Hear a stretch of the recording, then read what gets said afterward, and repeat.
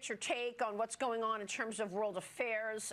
The White House has issued a statement on this saying that there's no indication of a nefarious intent in the collapse of the Francis Scott Key Bridge. The ship involved in the collapse of the bridge is 948 feet long, called the Dolly, a Singaporean flagged container. But of course, you've been talking a lot about the potential for wrongdoing or potential for foul play given the wide open border. That is why you have been so adamant. Why has the Republicans had such a hard time securing this border? The president says he's not going to take his executive action. You know that. Well, we all have to stand together. Yeah, that's quite a pivot. And that was how things went this week. Within minutes of the cargo ship crashing into the Key Bridge, a Singapore flagged cargo ship crashing into the Key Bridge in Baltimore. Well, the right immediately went all in that the real reason wasn't clearly anything but an accident. No, it was something else. In this case, obviously the open border had something to do with it. But this is my favorite. Check out this post from perennial MAGA Florida congressional candidate and idiot Anthony Sabatini in Florida. Yeah, this is what he posted. DEI did this. We all know DEI is the new way of blaming the black guy for things, isn't it? I mean, we know this. So it goes on and on from there. You know, they went through all kinds of contortions to blame anyone, of course. The usual jabs at Pete Buttigieg for being gay. The righteous has lost their minds. So with so much going on, I thought it'd be a great way to get someone who sees the stupidity the same way I do and catch up on all the really ludicrous stuff going on in our country today. So you know what? Let's get on with the show. This is On Democracy with FP Wellman, and I'm your host, Fred Wellman.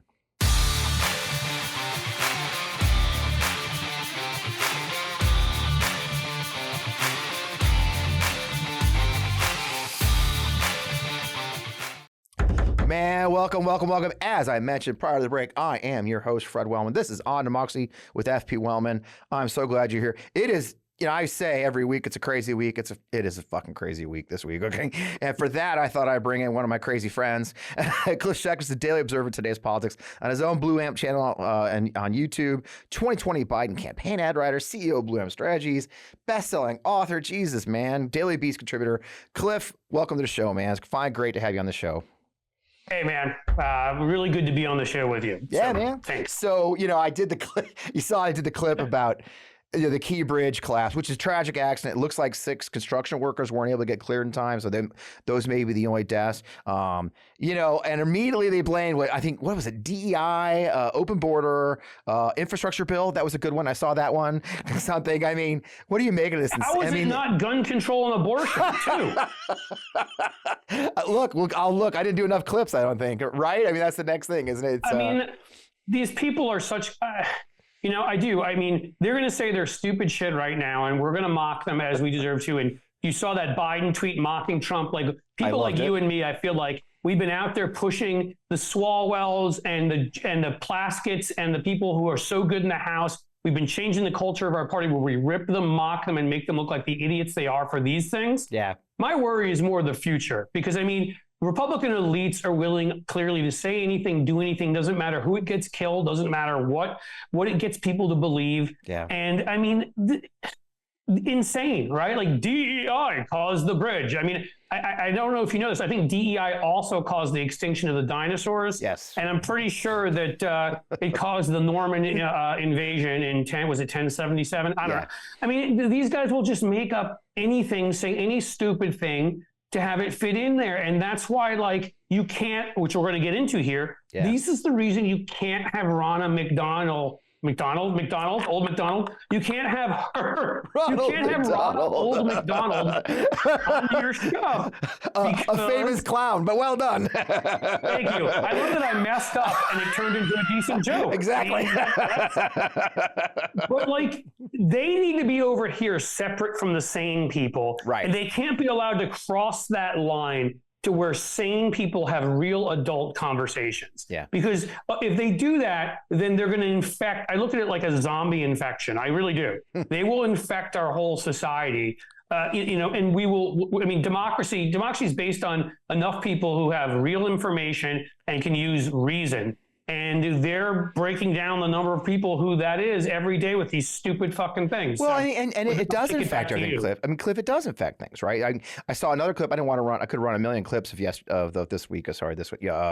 Of the stuff. I think later they had Eric Schmidt, my own senator, the junior senator from Missouri, on one of the shows, and he was kind of twisting it to say, because the setup was, well, should we even trust the Biden administration? Because a lot of people don't trust them now, and the reason people don't trust them is because the weaponization of the DOJ and all. It's like, so basically their lies have causing mistrust or alleged mistrust, right? And then they use that mistrust, to say, oh, look, nobody trusts. It's their fault. It's really remarkable. I mean, honestly, it's like a fucking abuser, right? It's like, I can't believe you're making me punch you. It is right. It's just a bizarre twist, and is this weird bubble, and also why they shouldn't govern, right? I mean, we see this translates directly to what we see in the House, right? They can't govern because the problem is, I think, to govern, you have to start with fucking truth, right? And they all hate each other, and they can't even agree on the lies that they're trying to sell.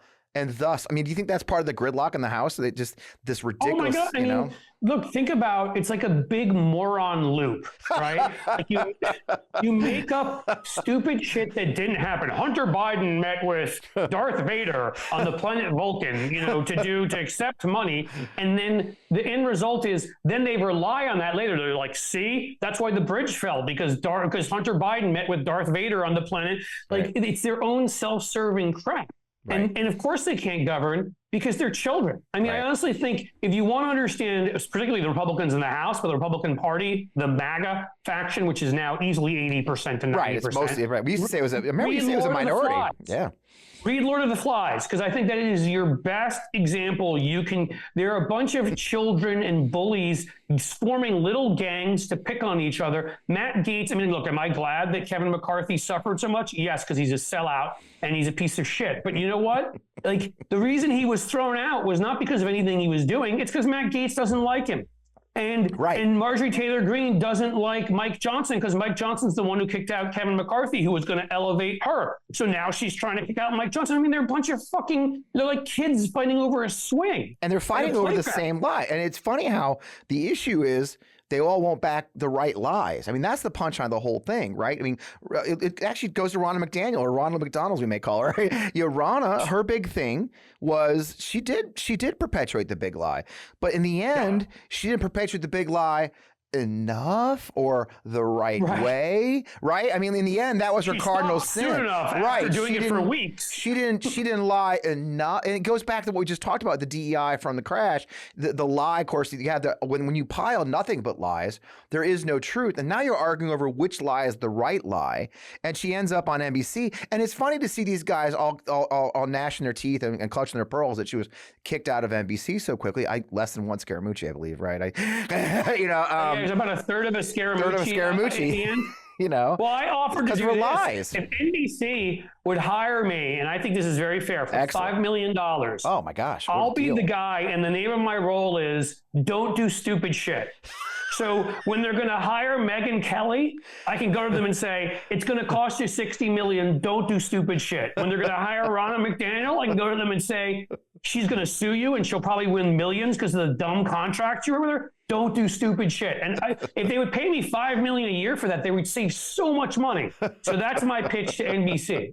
But I think you can work at McKinsey. I think that's where you can work. That's how you work at McKinsey. I think it's all they do, right? Just tell you not to. Beyond the jokes of the whole thing, you're exactly right. I mean, and I'm so glad people stood up. And kudos. I don't know how much of it was planned, not planned, but kudos to the folks at MSNBC. I will give, for the first time in my life, such credit to Chuck Todd, who I never thought I'd say those words, because that was on Sunday. It was right afterwards. She lied again and wouldn't admit that she had lied about the election. His voice was shaking, quivering when he said it. I think I could rip him all day long for how bad he was at that show, but I think that was a hugely important moment because Chuck Todd holds a lot of weight around there. And when he in that kind of quivering voice was like, I can't believe they put you in this position, I think that sent a signal to some of the MSNBC personalities, like, pile on. And then people like you and me piled on. Like I offered them just my advice that look, if there's open NFL correspondent positions, they may want to think about OJ and Brett Favre. I mean, they've got some great options, you know, and everybody did their own versions of that to the point where it was untenable and it needed to be. But we have to stay on guard because there's a lot more of these Ronna McDaniels out there who served Trump for an administration or two and have been cast off. And to me, the dividing line is if you're Alyssa Farah, what's her face, who I don't believe, if I'm correct, ever sat there and told the big lie, then I can accept you back into polite society saying I was wrong. And also if you're out there saying Trump is a danger and you're on the right side of history now. But if you won't do that and you also were pushing the big lie at any moment, that is what led Hitler to gain power. I mean, the big lie, the stabbed in the back theory, this is one of the oldest sort of, you know, tricks of the totalitarians. No, you cannot be allowed back in polite society. Well, and to pay. I think the line crossed where even if she maybe just had been a guest every now and then and to spread her bullshit. But when they decided to pay her $300,000 a year, whatever it was, over, by the way, and we also know for those of us in the business, those, you know, obviously our viewers probably aren't in the business, and I've only learned about this business.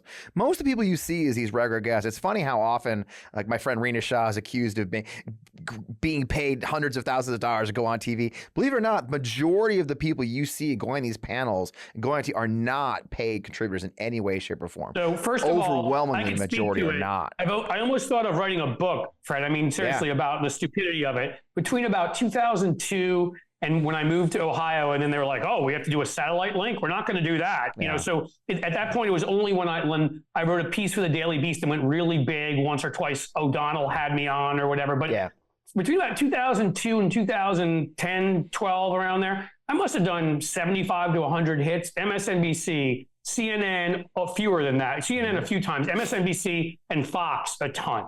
I mean, don't make me apologize for going on Fox. That was dumb. I'm good. But the one thing I got paid not a cent, and the one time I was a paid contributor, also ironic and hilarious, was in 2004 for Sinclair Broadcast. I was the liberal. I was the liberal who would go on and argue with everybody else. And I'm telling you, if you think I'm Ronna McDaniel or anybody else, I get paid $400 an appearance. Jesus. You know, in election night, I think they paid me something like $2,000 as a bonus. I'm not saying I didn't make any money. What I'm telling you is that whole year, if I made $15,000 or $18,000, it was something. It was not hundreds of thousands of dollars. It's work because you're running around like a chick with your head cut off. You got to be available all the time. It's funny if maybe the people who view the show notice I don't put a lot of my friends who are TV show talking heads on the show anymore because, believe it or not, this is inside baseball for those, because 99%, I'll have to laugh, Matt, the producer, knows, like 99% of the time at the last minute they got to cancel because MSNBC called or CNN called. Oh, we need you in the studio right now. It's like, you really can't, God bless them, you can't count on them actually being available. I think, who was the last one we had? Shan Wu, who I love. Shan was great. And remember, Shan did the interview in his fucking car because it was the only way he could pull it off on a schedule that we could put, you know, because that's the thing. So the idea that they come back and they give Ronna McDaniel $300K and then she has no remorse. She goes back out. Did not change her story, did not change her talking points from being the head of the RNC to being a paid talking head, but the same lies, the same bullshit. I think that's what really, I think people were mad. For me, you're right. We were mad up until she went on Meet the Press. And she wanted to Meet the Press, and it was just Ron on the RNC chair. And also I go back, and the second point, and probably the final one is what I think, Cliff, and I'd love your perspective on this is a perfect example how the media, to include the ones we trust a little, NBC and others, is they still don't fucking get that the world has changed.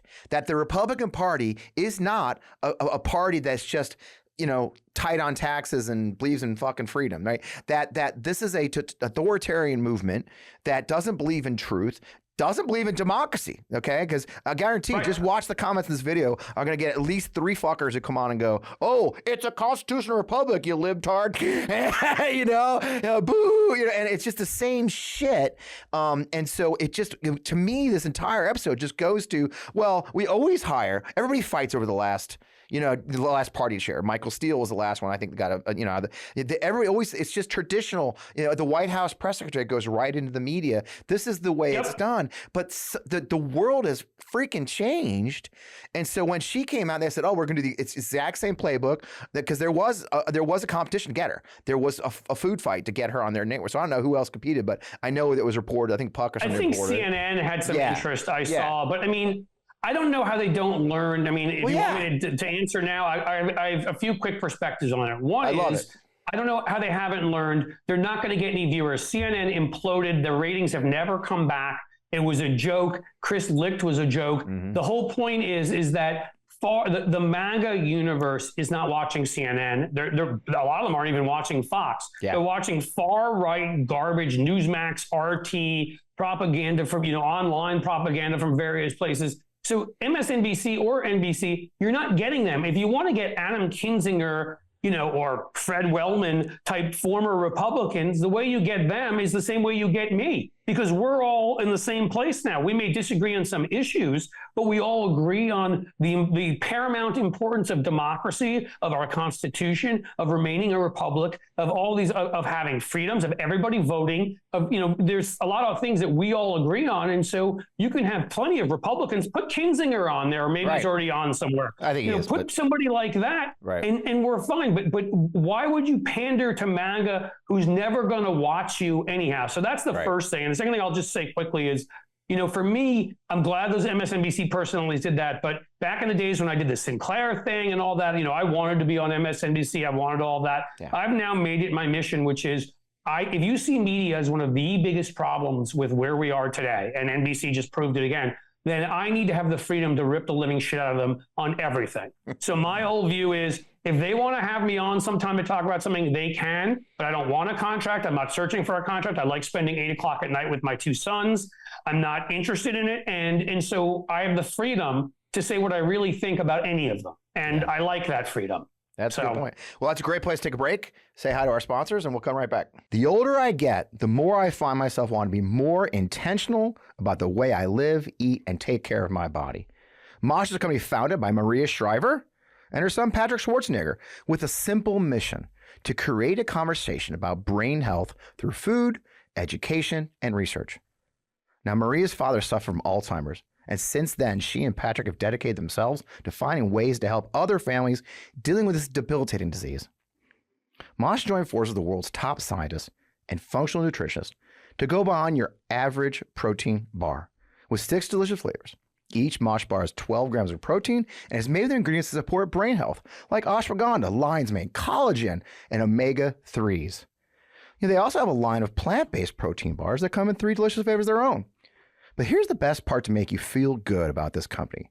Mosh donates a portion of all proceeds from your order to fund gender-based brain health research through the Women's Alzheimer's Movement. Now, why gender-based? 2/3 of all Alzheimer's patients are women. Mosh is working closely to close the gap between women and men's health research. So, Mosh bars are truly delicious. I have a Mosh bar every morning before my walk. It's a perfect way to kickstart my day. My favorite Mosh bar is the Peanut Butter Crunch. It's incredible. Now, if you want to find ways to give back to others and fuel your body and your brain, Mosh bar is the perfect choice for you. Now, head to moshlife.com/Fred. You'll save 20% off plus free shipping in your first 6-count trial pack. That's 20% off plus free shipping in your first 6-count trial pack at moshlife.com/Fred. Thank you, Mosh, for all you do, and thank you for sponsoring this episode. If you're like me, you understand the pain of finding out what to wear each day. I mean, most clothes I have are uncomfortable, never actually the size I really am, and not to mention how much time is wasted trying to find a good outfit. And when you do have a good fit, you can only wear it for a few hours. We have to change for an important meeting or dinner and find a new outfit. Now, everyone wants to dress well at all times because, simply put, it's a confidence booster, even for men like me. Men's closets were due for a radical overhaul and reinvention, and Rhone stepped up to the challenge. Rhone's commuter collection is the most comfortable, breathable, and flexible set of products known to man, and here's why. Rhone helps you get ready for any occasion with the commuter collection, which offers the world's most comfortable pants, dress shirts, quarter zips, and polos. You've never have to worry about what to wear when you have the Roan Commuter Collection. With Gold Fusion anti-odor technology, you'll be smelling fresh and clean all day long. And on top of that, Roan is 100% machine washable, so you can just ditch it all in the dry cleaner or ditch the dry cleaner completely, put it all in your own washing machine yourself. You know, I'm obsessed with the Roan Commuter Collection. We're on the move a lot, whether it's I'm catching a flight or I'm going to a meeting or whatever. The Roan Commuter Collection has never let me down so far. The Commuter Collection get you through any workday and straight into whatever comes next. So here's what I want you to do. I want you to head to roan.com/Fred. Use promo code Fred to save 20% off your entire order. That's 20% off your entire order when you head to RHONE.com/Fred and use code Fred. It's time for you to find your corner office of comfort. Check out our sponsor, Roan. I hope you'll buy some outfits today. So other big news, which was a chuckle this week. That's not it? Yeah, I know. It's a freaking crazy week. That's why I wanted you on, just so we could like rap about all the crazy shit. Usually I just kind of pick one subject and go crazy. I'm like last week tonight.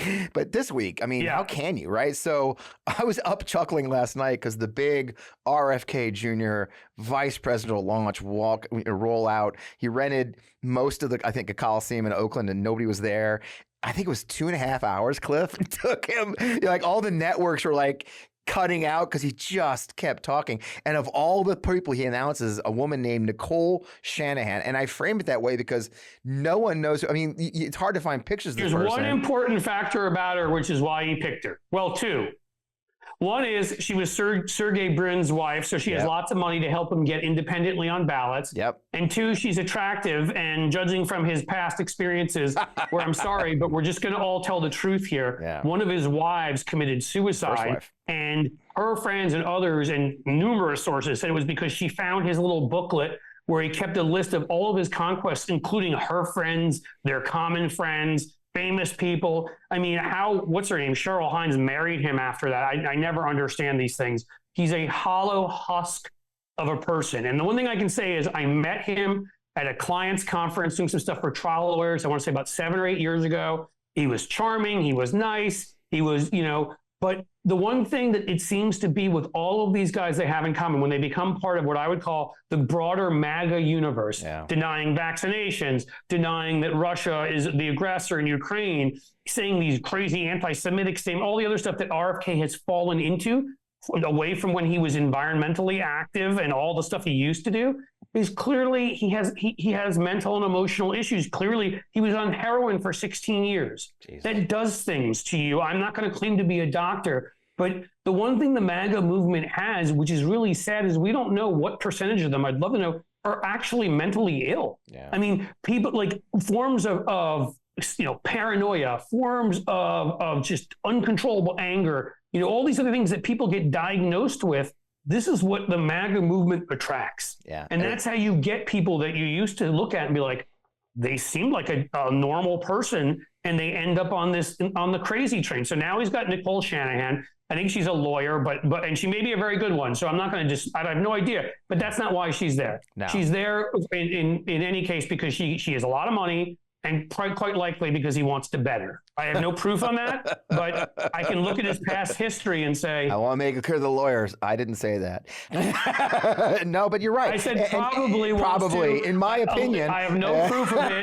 I just want to be clear to any lawyers, I have no proof of it. I'm judging from his past history of the fact that, look, he's done some things in the past that makes me suspicious. An opinion. I'm not saying. Well, it is like Trump, right? They'd like to surround themselves with the most attractive people. What Trump constantly says that he always it looks like they're out of a movie set, right? Even men, he's like, just look at they came out of central casting. It's always this line about anyone he works with. They have to be photogenic and telegenic. And she did bankroll his Super Bowl ad. She's already put millions of dollars into his PAC that's supporting his campaign. And from what I heard today, I saw a report today saying basically the truth of the matter too is no one else would do it. Basically, all the people he had, those bright-eyed Tony Robbins and freaking Aaron Rodgers, everybody approached like, nah, bro, we're good. Because they know they're going to lose. Tulsi didn't do it unless the Kremlin said to Tulsi, we need Trump, and he's going to split. Because this is what people don't get. He is not running anymore on his environmental record or on being pro-choice. No. He's running on being a gun nut. And that's the third issue. The second issue is pulling out of Ukraine completely. And the first issue is his anti-vax nuttery. any real survey will show you he's going to attract a lot more Republicans. Hell, half our population doesn't even know who RFK was anymore. I mean, I hate to say it that way, No, they don't. but with the age level now and the lack of education, that's who he's going to attract. Yeah. He's going to take more from Trump.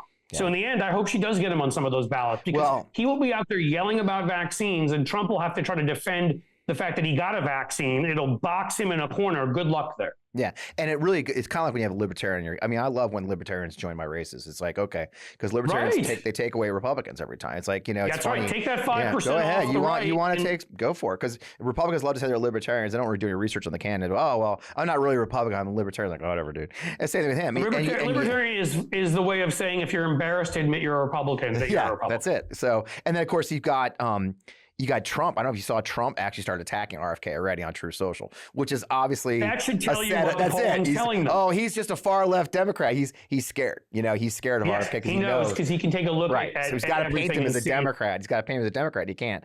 I think the last thing I want to talk about, just at least briefly before we get to the end, is Donald Trump now selling Bibles. And I think we got a short clip. We'll run the clip of Trump when he was asked by the Christian Broadcast Network his favorite verses from the Bible, and spending like a minute and a half talking about it. And you said, I think last night in Iowa, some people are surprised that you say that. I'm wondering what one or two of your most favored Bible verses are, and why. I wouldn't want to get into it, because to me that's very personal. When I talk about the Bible, it's very personal, so I don't want to get into verses. I don't want to get into. There's no verse that means a lot to you that you think about or cite? The Bible means a lot to me, but I don't want to get into specifics.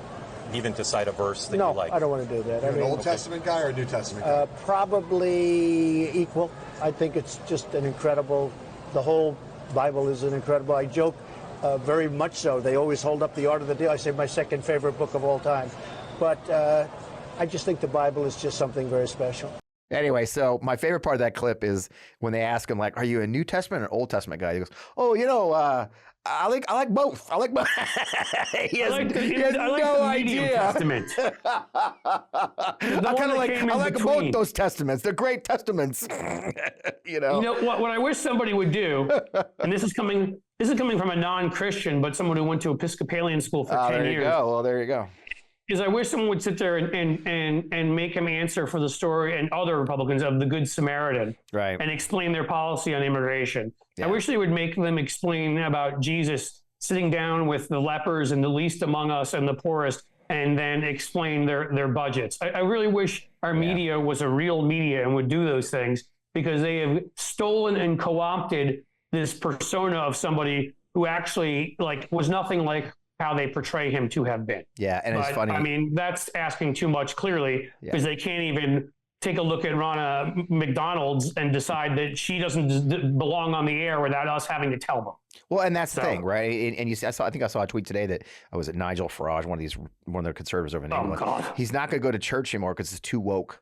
And I'm like, okay, that's kind of the thing. I mean, the point of Christianity was like the ultimate wokeism, right? Feeding, literally. I mean, could you imagine someone like, some of these mega pastors, washing the feet of the poor or any of the such? It's. And I think didn't we see a clip Joel this week? Osteen definitely does that. Yeah, I don't there know you go. which jet of his he does it from, but one of the jets. I can't even imagine being that cynical, that shameless, and that gross. But yeah. And you saw Charlie Kirk. There was a clip this week of Charlie Kirk at one of his, I think it was Charlie Kirk, or was it Shapiro? No, it's Charlie Kirk, saying that there's too many woke pastors and trying to help migrants, and the way you help a migrant is send them back to their country of origin. It's just bizarre. There's too many woke pastors who actually follow the Bible as it was written. Right. The word of Christ. Yeah, funny how they're like constitutionalist originalists, but not Bible originalists. I mean, about to think, there's a whole series of it. There's a topic right there. You think the Trump Bibles will look like his Truth Social post where he'll write stuff in? Oh my what I mean? God, He'll be like, it's disinformate and misinformate that they're selling you. I am bizarre. The guest person in the world. I mean, bizarre. Well, you think, and the interesting thing with that Bible he saw, which I think was like $66. We should run a clip of that too. 66.6. Yeah, I know. That was the punchline. Is it includes Lee Greenwood's "God Bless the USA" lyrics, and the Constitution, and the Declaration of Independence, and it's got an American flag. It's just fucking insane. You know, So he's now know? desecrated the flag by like humping it on stage. Yeah. He's desecrated the Constitution by in all sorts of ways, telling generals he wants to shoot people in a crowd and a million other ways. Yeah. He's desecrated the Bible, but you know, the right loves him. Yeah. Yeah. It's just another grift. I mean, the guy's a constant grifter, and it'll never end. But you know, the thing about this show, Cliff, and you're new is I always try to at least leave on a positive note. I want my guests to roll out, you know, thinking, or my viewers to, that we're winning. And the great news is this week and we had this special election in Alabama for a state legislature. And it's funny how people are like, oh, who cares about state? State matters so much. But this one was interesting because Democrat Maryland Lands won the special election for a state delegate seat in the suburbs of Huntsville. And what's fascinating with the district is Biden only won half the votes of Trump in 2020 in this district. It's deeply red. And Maryland herself, Lands herself, lost the last election she ran on it by 7 points. And polls up until December, her opponent's polls said they were winning by 6 points, and she won last night by 25 points. And she outperformed Doug Jones there. Unbelievable. And what did she run on? What did she run on? IVF and women's reproductive rights. That's it. That's basically the whole platform she ran on. Because as you know, Alabama, the Supreme Court just said IVF, that you know, frozen embryos are children. Man, I mean, what does that tell you, man? You're an operative at the state level. Well, I mean, it tells me, you know, we're going to have some decisions to make because I've been preaching this for a while now. And, you know, I brought up Larry Sabato to you before. The polling that has been out there, I don't know if they're pulling it out of their you-know-wheres. I don't know if they're just terrible at it. It represents nothing close to reality. It doesn't resemble reality. And every time we have another proof, right? Oh, look, Swazi is either down a point or two or tied, wins by 7 or 8. That very same day that Swazi ran, there were 2 races and almost nobody talked about. A state house race in Pennsylvania where it was a district where we should have won by 16. We won by 35. Wow. And there was a district where we should have lost with something like, I think it was about 27% of the vote. And we got like 46% of the vote and almost won an Oklahoma state house seat. They're the Virginia state legislative races, a number of which we weren't supposed to win. We won them in 23. Kentucky's governor, we outperformed. Ohio right here. Oh, the abortion thing could go either way. It's very close. We won by 13 points. And then let's go back to 2022. I mean, my point is, every single time they hand out these garbagey, stupid polls, every single time the New York Times and CNN, these morons, repeat them verbatim like they're truth. Yeah. And every single time there's actual humans voting, we outperform anywhere from 7 to like 40 points. Right. So I don't know what that tells you. That tells me I'm pretty excited for this election coming up. And the best part of those polls everybody hates, as of this week, started showing Biden momentum. There's, you know, Biden's up by decimal points now, but he is rising. Trump is falling because people are getting in the game. And we predicted this. People are going to start paying attention in the election year. People are going to pay attention when the primaries are complete, when we have nominees. Now they're like, oh, shit.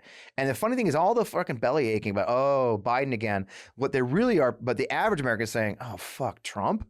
And that's what's happening, you know? So, last thing, if I have time, I don't know, do I have time? Just a moment, yep. The simple thing is, as you know, and you've probably talked about it here before, Lara Trump taking over the RNC was the biggest gift because all that money, it's already been set up. It goes to Trump's campaign first, his legal bills first, his campaign second, and then everybody else. So in all of these races, where we're overperforming, and that's where the decision has to be made because we can't play everywhere. Yeah. But we're going to have so much more money. Can we beat Josh Hawley in your state?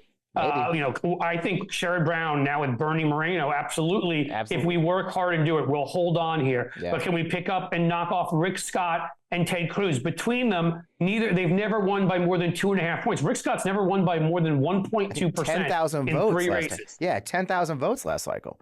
Right. So if we turn people out, Florida and Texas, if they are upended the way this Alabama race was, the Pennsylvania race, the Oklahoma race, Swazi's race, you know, all of this stuff, there's simply no reason why an 8 to 10% direction for us means Rick Scott and Ted Cruz get their butts kicked. Oh, and, you know, presidentially, I mean, it puts Ohio in play, it puts Florida in play, it puts Iowa in play. So honestly, we just need to keep doing what we're doing. We need to keep staying on offense. We need to keep hitting them hard.